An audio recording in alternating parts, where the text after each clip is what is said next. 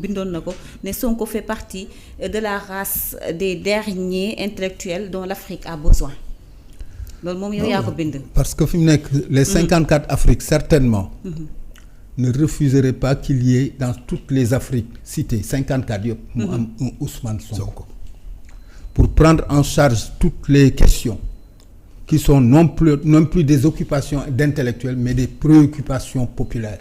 dëgg la waaw pour réellement que Afrique yëpp génn ci guddi yi ñu nekk depuis au moins 400 ou 500 ans parce que du affaire 65 ans d'état rek quoi. Depuis l'an 1 du monde dama am yaakaar ni fi mu nekk la race noire pour ne pas dire l'Afrique souffre.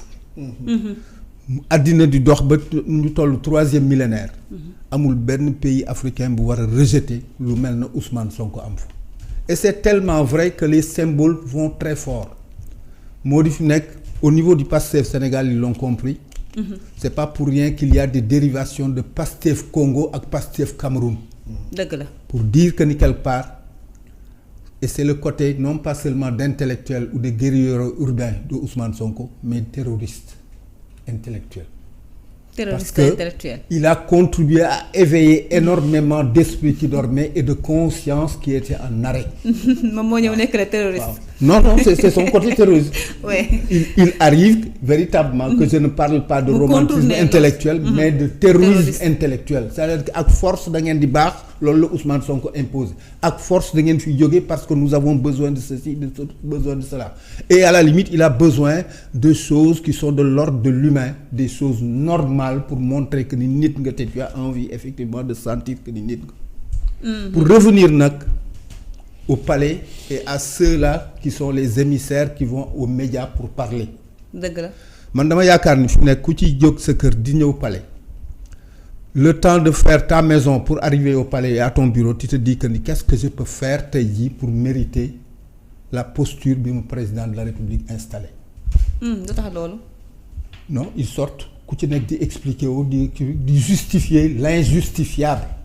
lan mooy l'injustifiable. L'injustifiable moo di fi nekk devoir montrer que ni fi nekk Diomaye n'avait pas besoin de Ousmane Sonko ni de quoi que ce soit dem bay wax ni fi nekk oui dans sa ligne de vie il savait lui qu'il allait être président de la République ak mel noonu yooyu c'est-à-dire que yooyu affaire u caaxaan la damay wax ni il y a 2 leçons dans ce genre de paramètres là de réflexion. C'est des propos de gens qui ont oublié que ni il n'est pas honteux de ne pas rater des fois des occasions de la fermer tëj sa gémmiñ waaw. Non beneen chose bi nag moo di ils ont un préjugé favorable aussi ces mêmes gens. Moo di quand ils disent n'importe quoi quitte à friser le ridicule ils ont compris ce que nous n'avons pas compris ou n'acceptons pas. Moo di que le droit de faire l'idiot est un droit de l'homme xëy na ñun moom la ñu xam ñun ñoo xamul. waaw moo tax fi nekk c'est leur préjugé favorable.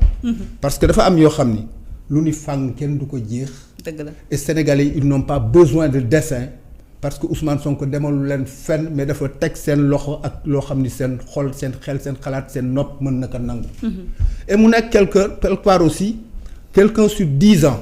Camara l'a dit tout de suite. Insinué moo di fi nekk liggéey naa tant mësuma jël lu ma moomul. mu nekk loo xam ni effectivement dafa bokk suñuy valeur parce que fi mu nekk ëtt yi nga xam ni ñoo jiite Sénégal si le Sénégal wéeru ay ëttu diine la. boo koy identifier à défaut de prendre tout le monde da ngay jël ñeenti piliers rek. Tu te dis que fi nekk ëttu Sëñ Touba. ëttu Maodo Malick Sy. ëttu Cheikh al Islam. ëttu Layeen yi mën nga ci daloo Ndiassane et cetera parce que ñooñu ñëpp fi mu nekk c'est des foyers de soufis et de walis. ay waliyu. ñooñu ñëpp ñoo téye Sénégal te la ñuy santaane moom la Ousmane Sonko nekkee moo di fi nekk. dem bi fi nekk amul lu malhonnête loo xam ni jël naa ko wala moom ko Sénégalais yi loolu lañ soxla.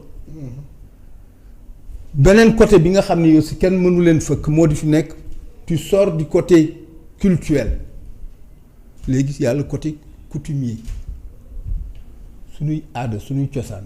wor daf cee bokkul. mooy mbirum wor. waaw sëkk jëf daf cee bokkul. dëgg la.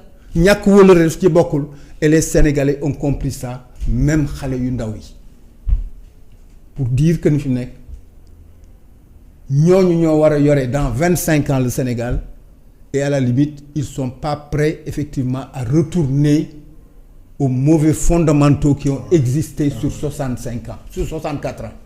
dëgg la. man damay wax ba léegi. mooy rupture bi. xam nga nag problème bi Ousmane Sonko am moo di. Ousmane Sonko a un faible.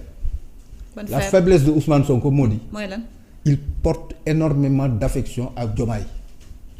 ndeysaan. non c'est ça saute aux oreilles et aux yeux des gens qui écoutent quand il en parle. À ces 3 prises de parole Léopold Sédar Senghor amoon na fi.